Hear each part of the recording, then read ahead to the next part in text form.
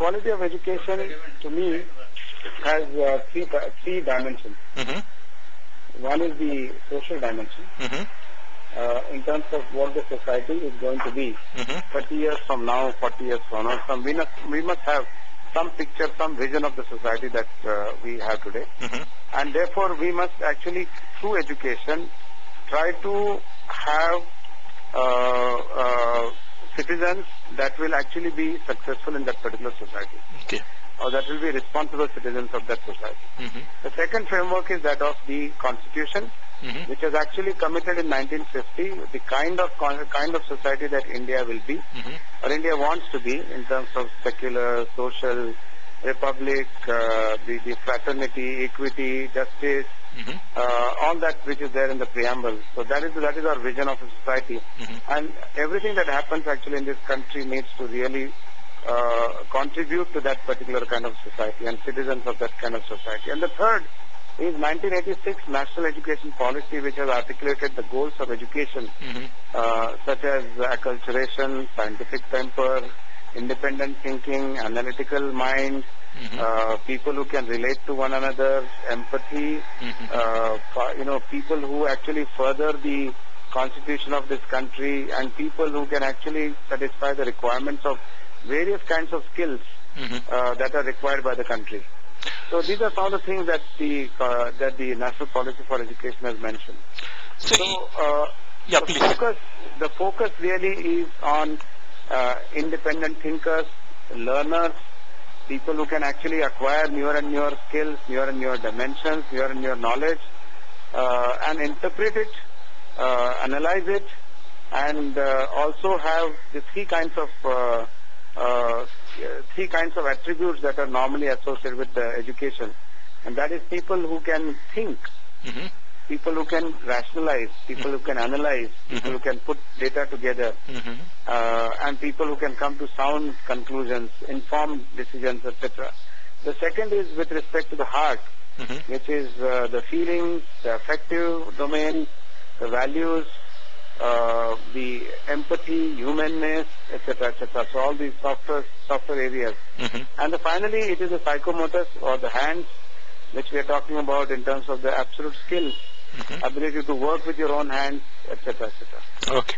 So this is what the quality of education is all about. And one more thing I want to reiterate is that in today's world, which is supposed to be a knowledge world, we don't require people who will accumulate knowledge, because there are other means of accumulation of knowledge. There are other means of storage of knowledge. So we don't necessarily have to use our brain for storing knowledge, but we have to actually use our brains and mind and heart to actually analyze facts, learn newer things, ability to think independently. These are important things.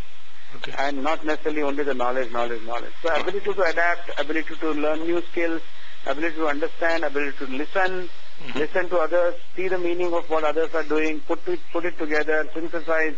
These are the terms that are more operative terms in today's knowledge. People who can construct their own knowledge.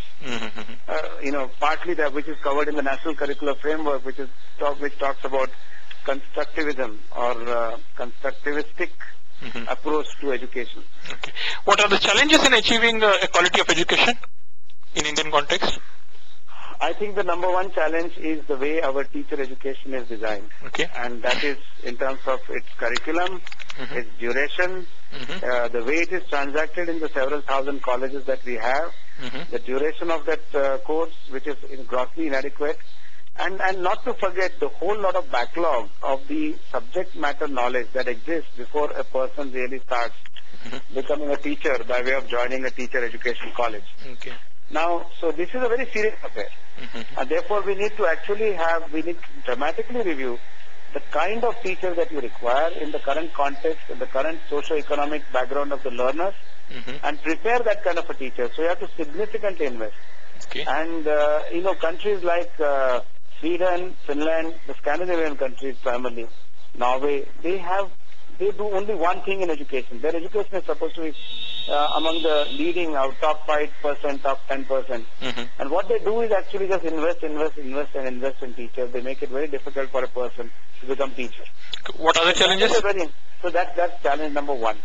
Challenge number two is actually the entire curriculum that actually we have of education does not reach the classroom at all.